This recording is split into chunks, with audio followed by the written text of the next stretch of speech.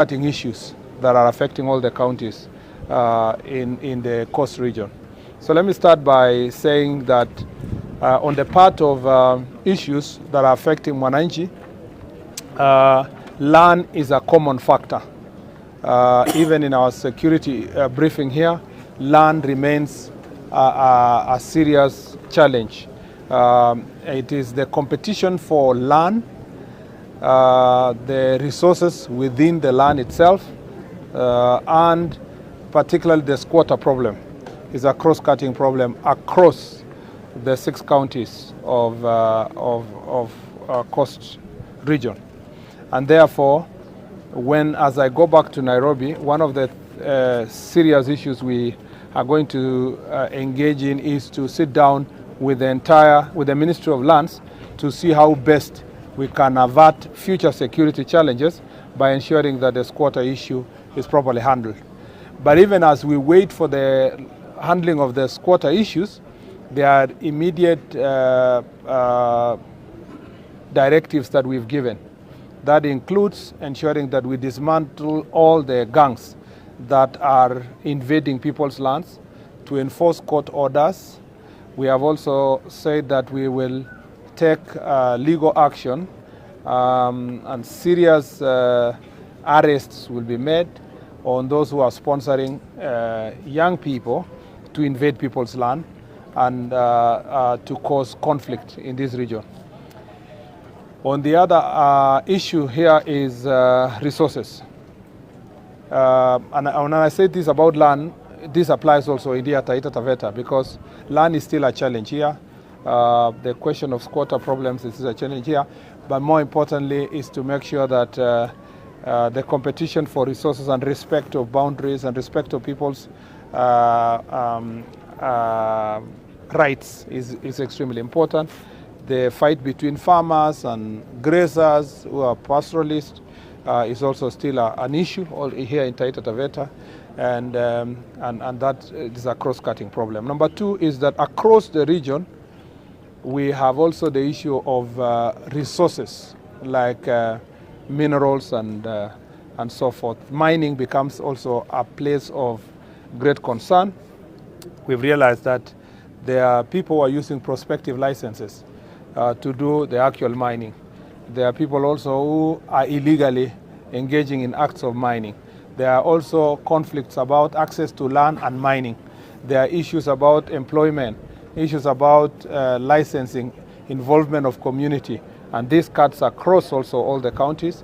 Again, we will. This is an issue we will best deal with by also sitting with the Ministry of Mining and make sure that we streamline licensing in the mining. And enforcement shall not be haphazard. We have a police unit that is engaged in matters of mining. We want to ensure that the chain of command is respected and the process is followed, that nothing is going to be done without the knowledge of the National Police Service at the top level of the office of the IG, so that we don't have multiplicity of enforcement centers. We want to make sure that that is properly streamlined, but also for the ministry to make the issue of licensing as more transparent, more accountable, more participatory, so that there is no second guessing and there are no people don't feel like their license is not respected, or that licenses are being given behind the back of those who are supposed to be involved. The other issue we have in this region, it's a problem that is cutting across the country, is the question of school dropouts. Failure to go to school across is also causing a lot of people who are illiteracy levels are very high. Then the problem with that illiteracy level, it affects the ability of the person to access livelihood. I know we have a problem. We keep saying that, oh, we have so many people who are graduates and they don't have jobs, but they are better placed because they have knowledge. So some are able to employ themselves, some are able to look for jobs, some are also able to look even for jobs out of the country.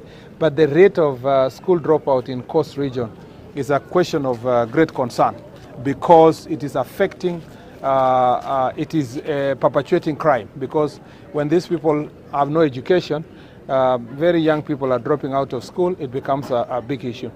The the second last issue, which is cross-cutting, is the question of drugs and drug abuse. We still have a problem of in some places. I know our security officers have done very well, but you know, these peddlers and traffickers keep changing tune. They move from this corner to the other. They use different methods, but I'm very happy. So far, really, I'm very happy across the country that there is a lot of effort and hard work that has been put towards eradication of drug and drug abuse, and alcohol abuse and so forth. But still a lot of work is there to be done. And again, that is what is affecting young people. That is what is perpetuating crime. And including here in Taita Taveta, I am happy with the work that we've done to arrest some of these traffickers and to arrest some of these peddlers, for the court cases that are ongoing. What is unique to Taita Taveta and also affects Kwale and a number of the parts of the region, but here, is that this is one of the counties that has the highest rates of gender-based violence. Here, cases of rape, defilement, sodomy is very, very, very serious in this county. And even as the crime research goes on to unearth the reasons why it is extremely prevalent in this county, we also know that there is a lot of work to do with the community, because most of the perpetrators are close family members, meaning that there is cultural acceptability in the society.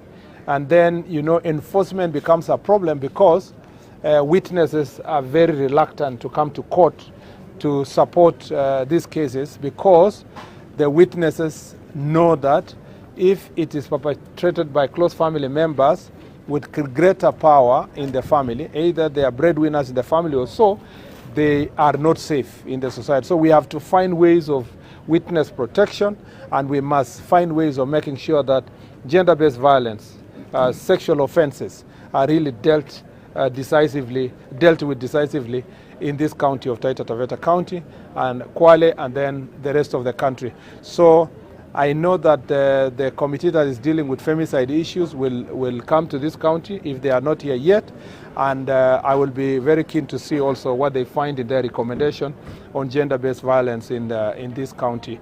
But with the support of the leadership and the support of the community, we can be able to eradicate these vices, because they have roots in the society and repugnant cultural practices that make it impossible for us to do so. On the part of the regional tour, again, welfare issues were of great importance to us. That means many officers were asking that we must be fair in terms of the promotion, in terms of their salaries, in terms of ensuring that they have facilitated with good facilities where they stay, where they live, and offices. There are also acute shortage of vehicles and motorcycles for mobility, and these are issues that have been raised. Again, the question of transfer of our officers, especially police officers who work in the security challenging or challenged counties, was of great concern. All these issues have helped us to appreciate all the issues being raised, have helped us to appreciate the extent and the depth of these problems. And we have agreed with National Police Service that no officer should serve in a particular station for more than 3 years. And also, they should not be made to serve in frontier counties even if you transfer someone from one frontier county to another, or one operation area to another, we are saying that no officer should serve in a challenging place for more than 3 years. There must be continuous movement. And also, no officer should tell us that if you are transferred to a particular frontier county, we do it as a punishment. No, it should be just a normal service, so that you don't use certain counties to be places where officers are only being sent as a punishment. It should be every officer who goes to difficult areas like Tana River and the northern frontier should be going knowing that they have been chosen because of their capabilities to sort out the challenges we have there, and they should also know that their stay there is timed so that they do a good job, knowing that once I finish my assignment, it's possible for me to earn a promotion based on the good job I have done. I think those are some of the issues. The chiefs, everybody else, their welfare is going to be taken care of, courtesy of the issues they have raised with us. Yeah. I think I have given a comprehensive thing. Yeah. 86% of the total land area in this country is owned by few individuals. Yeah. How assurance are you giving to? Well, I don't want us to go to the depth of ownership of land and distribution of land and settlement of squatters. That is now a function that is beyond one ministry. That's a whole government. So on behalf of the entire government, I tell you that we have been the administration that has proactively taken measures to deal with land issues. Those issues will now be dealt with systematically through the Ministry of Lands. For us in the security sector is to just make sure that we avert any acts of insecurity that is going to be as a result of land. But the question of how land issues will be sorted will be properly addressed through the Ministry of Lands. Waziri, I have one question which is very specific. Okay? This morning I've been sent by 3 children. There? 3 children. Eh? 3 children, yes. Yes. Maureen, Judith, and Augustine. They have told me to come and ask you as Waziri. It is 1 year since what they believe that their father was assaulted to death by one of their police officers. In they come from Mayembe, here in Mwatati. Yeah. It is about a case of one Julius Mafuga, who is believed to have been assaulted to death by one police officer. It is suspected that it's James Buru, one of the officers. Since then, that family and their mother, their life has drastically changed. As a matter of fact, their mother has gone to excessive drinking as a result of what they believe is depression out of what happened to her husband. As far as the family is concerned, the government has done totally nothing, and they are still waiting for justice. So that is a message for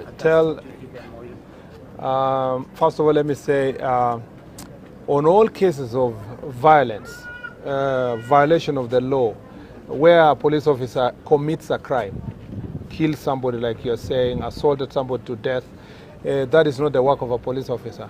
And like any other person in society who commits a crime, the law must take its course. And therefore, we have two levels in the ministry that deal with those issues. One, there is an internal mechanism within National Police Service that deals with discipline of all police officers. But where the issue has gone beyond, where somebody has committed a crime, for that, in that case, that's a felony and it's a murder or manslaughter, depending on the circumstance, where somebody has been killed, that one, you know, that person is treated as any other suspect, arrested, charged in court, and the court the court will make a final finding. So that is the global message about us. Even as I fight for the welfare of our police officers, we will not protect those that are a few that are going to commit offenses or crimes. We are not going to cover them in the ministry. So for the specific case you raised, I was not aware of that specific case that you raised of family. And the message I want to tell you is that because now you've made it known to me, I want you to tell the family members that I will personally follow up the case, and through the official channels we will be able to give more information. Should I, after consultation with the National Police Service here, the DIGs are here, should I get the information before I leave here, I will also make that information public once we have the forum later. But we take complaints from the public, and so please tell that the family that I will personally take measures to sort out this issue of insecurity. Was it Mr. Shakahola again? Mr. Shakahola? No, I think it's a cross-cutting issue. I already said that in the Shakahola issue, we are going to now look for resources to complete the remaining part of the the remaining part of forensic investigations, and DNA samples that are going to be taken will be analyzed, and we'll look for resources to close this matter.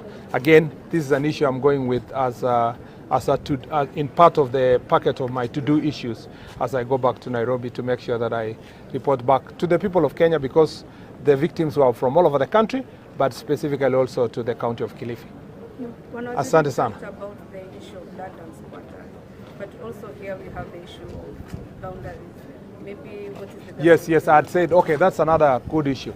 As a cross-cutting issue, boundary counties fighting for boundaries is an issue between Taita Taveta and Kwale, Taita Taveta and Kajiado, Taita Taveta and Makueni, Kilifi and Tana River.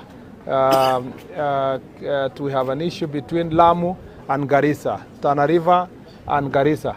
So this county boundaries also is a cross-cutting issue that when we go back to Nairobi, we must propose best ways of handling it, and also the Council of Governors must sit down with us to see how best we can make a proposal from national and county government so that Parliament can be able to address. We tried to do so when I was in Senate, but it's not very easy to solve this issue, because this is what we were saying, competition for resources.